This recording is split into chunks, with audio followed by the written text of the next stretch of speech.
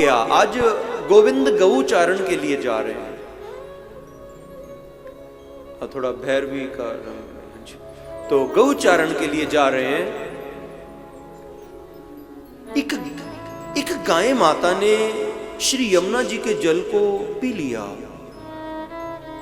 उसी समय उसने अपने प्राणों को त्याग दिया। पर देखिए, मरी हुई गाय को जैसे ही गोविंद ने मुस्कुरा करके देखा, उन्होंने उसको जीवित करके खड़ा कर दिया। क्यों गाय ने प्राण त्यागे? भागवत में लिखा कि काली नाग यमुना जी में वहां आकर के रहने लग गया था। अब फुंकार मारता तो जहर निकलती, और वही जहरीला पानी गाय माता ने पी लिया। भगवान ने सोचा कि इस काली नाग से यमुना जी के जल को शुद्ध करवाना चाहिए। तो क्या किया, एक गेंद के खेलने के बहाने आज भगवान यमुना जी के किनारे चले गए, और गेंद को श्री यमुना जी में फेंक के खुद ही बहाना बनाया कि मैं ही लेके आऊंगा। कदम्ब के पेड़ पे चढ़ के श्री यमुना जी में छलांग भी दे मारी। वो तो बहाने ढूंढते हैं जी। आज देखना, वो साड़ियों का तो बहाना बनाया था, ये तो द्रौपदी पे कृपा करनी थी।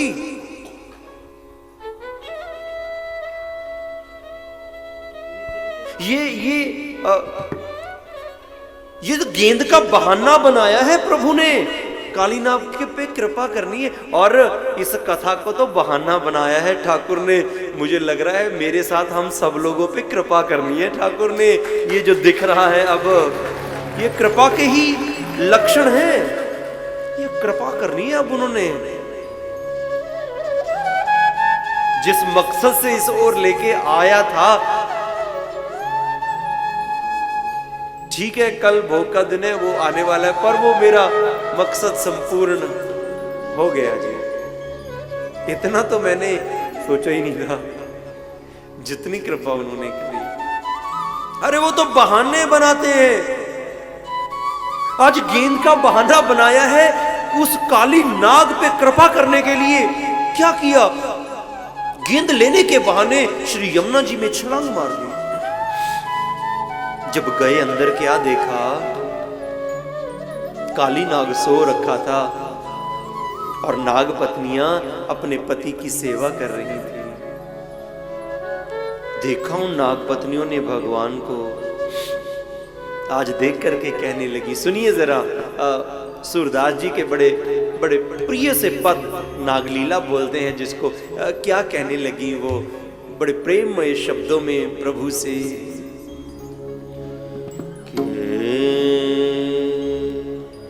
नागिनी कहती, सुनो रे बालक,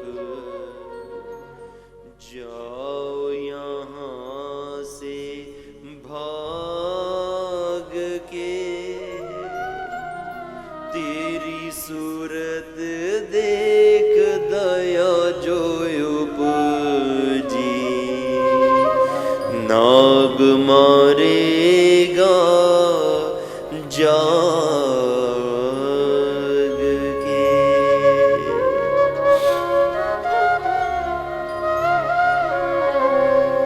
पूछने लगी, किसका बालक पुत्र कहिए,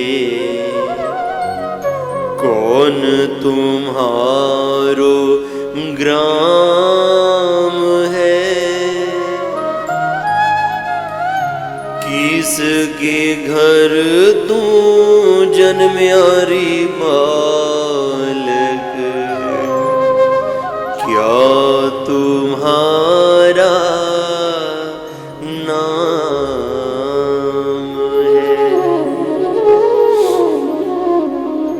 पूछने लगी, कौन है तू भाई, कौन सा गांव है, कहां से आया है, और तेरा नाम क्या है, तेरे माता पिता का नाम क्या है।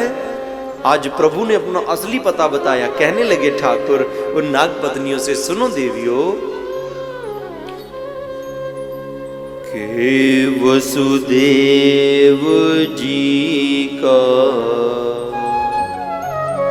पुत्र उतर कहिए गोकुल हमारो ग्राम है। श्रीमात देवकी जन्म्यारी मैनो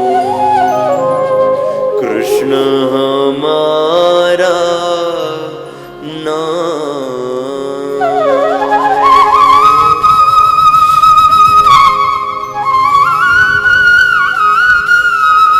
कहने लगे प्रभु देवियों, मैं वसुदेव और देवकी का बेटा हूं। गोकुल अपना गांव है और अपना नाम क्या बताया भगवान ने? मेरा नाम कृष्ण है। कृष्ण। नागपत्नियां कहने लगी कृष्ण,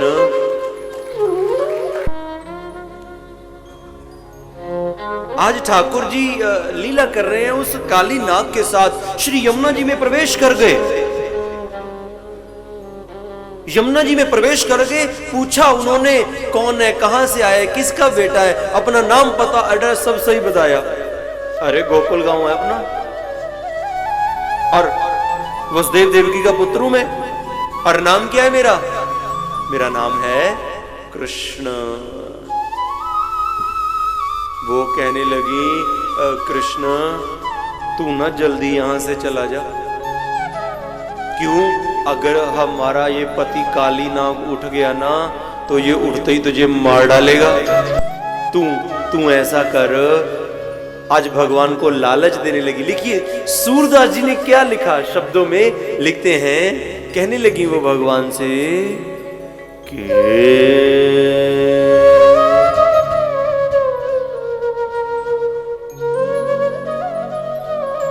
कितने खूबसूरत पद लिखे उन्होंने। कहते हैं कि ले जा रे बालक हाथां दे कंगन, कन्ना दे कुंडल, सवा लखां दियां बोरियां, इतना धन तू ले जा रे बालक, दीवाना गा तो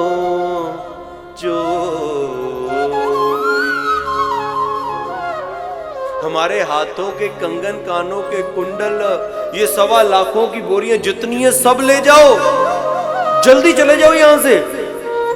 भगवान को जब देने लगी लालच तो ठाकुर जी मुस्कुरा के कहने लगे वाह भाई वाह, मुझसे लेके मुझी को दे के मेरे ऊपर एहसान कर रहे हो। कोई बात नहीं, आप आराम से बैठिए, ये तो रक्षा के कारण है। मैंने कहा तो था परसों भी हनुमान जी रहते हैं कथा में, वो इसलिए बैठे हैं। आप आराम से बैठिए, यकीन रखिए ठाकुर जी के ऊपर, वो कुछ नहीं कहेंगे आपको। मन का जब डर होता है तब दिक्कत आती है। आप बैठो, मतलब नहीं बनता, कुछ कह देंगे आपको। आप दृष्टियां वहीं रखिए अपनी। भगवान को लालच दिया होता है ना, हम कुछ दे करके कहते हैं कि मैंने दिया है जी, मैं दे रहा हूं, सबके मन में होता है। पर ये कोई नहीं सोचता कि ये दिया किसने है, मुझे सारा ये जितना अंपायर है ये किसका है, ये किसी की। भगवान हंस रहे हैं, अरे पगलियो मैंने दिया और तुम लोग उसमें से थोड़ा सा मुझे दे करके और तुम लोग छाती चौड़ी कर रहे हो।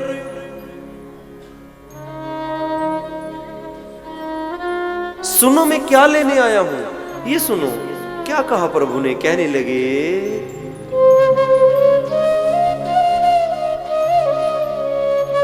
के की करा तेरे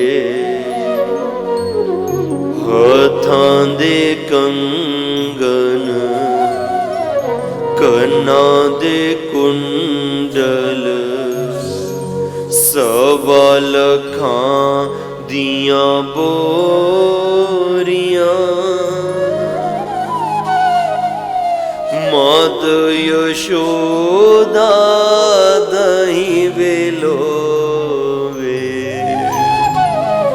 पावे ना गांदिया डोरिया। वो ना देवियों मेरी ना मैया यशोदा रोज ना माखन निकालती है। वो ना जिस नेति को मथानी पे लपेट के माखन निकालती है वो ना नेति रोज टूट जाती है। वो गूंथती रहती है बैठी रस्सी की नेति। फिर कि मैं ना तुम लोगों के इस पति काली नाग को लेने आया हूं।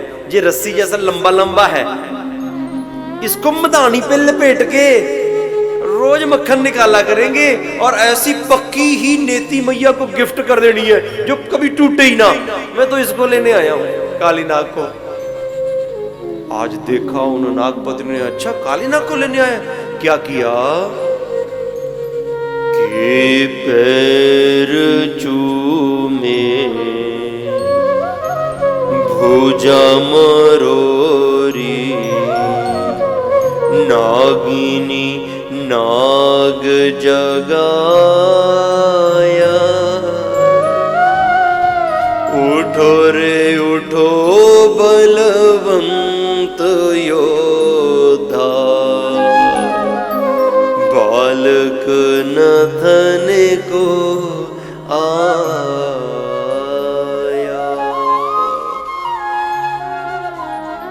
जैसी उसने जगाया ठाकुर जी देख रहे थे, तो जैसे ही उन्होंने नाग को जगाया तो उस नाग ने उठते सार क्या किया, उसने उठते सार भगवान पे झपट करी और भगवान ने मारी छलांग, सर पे चढ़ गए। जो भी फण डसने के लिए उठाता है उसी फण पे मेरे गोविंद पांव की धड़म से ठोकर मारते हैं। उसी पांव पे आज अधमरा कर दिया, बेहोश हो गया काली नाग। नाग पत्नियों ने हाथ जोड़े, प्रभु पति प्राणः प्रदीयताम। प्रभु जैसा भी है, भला है बुरा है, जैसा भी है मेरा पति मेरा देवता है, मारो ना प्रभु। जैसा भी है पति है हमारा, मारना ना। भगवान कहते ठीक है नहीं मारता, पर तुम लोग ना इस यमुना जी के जल को छोड़ करके चले जाओ। काली नाग जग के कहने लगा, प्रभु अगर ना चले गए तो ना आपका ही सेवादार वो गरुड़ निकलते ही मार डालेगा। भगवान कहते चिंता ना करो नाग देवता, तेरे सर के ऊपर मेरे चरणों की मोहर लग गई है, स्टैंप। ये ऐसी स्टैंप है जिसको कोई बैरियर रोक नहीं सकता। अरे जिसको बड़े बड़े देवता भी तुझे जब देखेंगे ना अब तो तुझे हाथ जोड़ के प्रणाम करेंगे। अब मेरे चरणों की मोहर तेरे सर के ऊपर लग गई है। तो प्रभु प्रेमियों आज हुआ क्या, जब ब्रज में पता चला कि भगवान काली दाह में कूद गए, आज सारा व्रज आकर के उस काली दाह पे रो रहा है, हाय कन्हैया कहां चलेगा कन्हैया। क्योंकि जो गिरा था वो जिंदा मुड़ा नहीं था। सब रो रहे हैं। जब सब रो रहे थे इतने में क्या हुआ प्रभु प्रेमियों, इतने में आज सबको जल हिलने लगा, हिलता दिखाई दिया। तो क्या हुआ, आज मेरे ठाकुर जी उस काली नाग के सर के ऊपर चढ़ करके नृत्य कर रहे हैं। और क्या नृत्य कर रहे थे जरा देखिए छोटी सी झलक।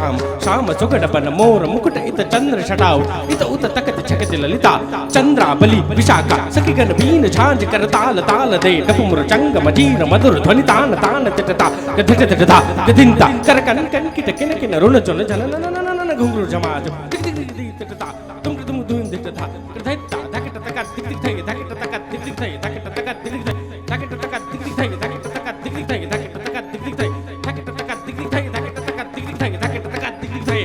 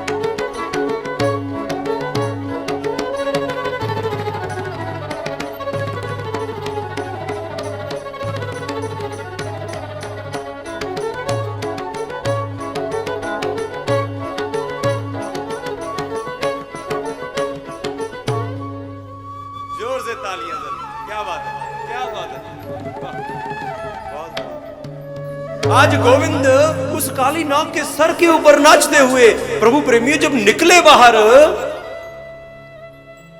तो सबने ठाकुर को गले लगाया। मिलते मिलते वहां रात्रि हो गई। कहते वहीं सो गए सारे ब्रजवासी।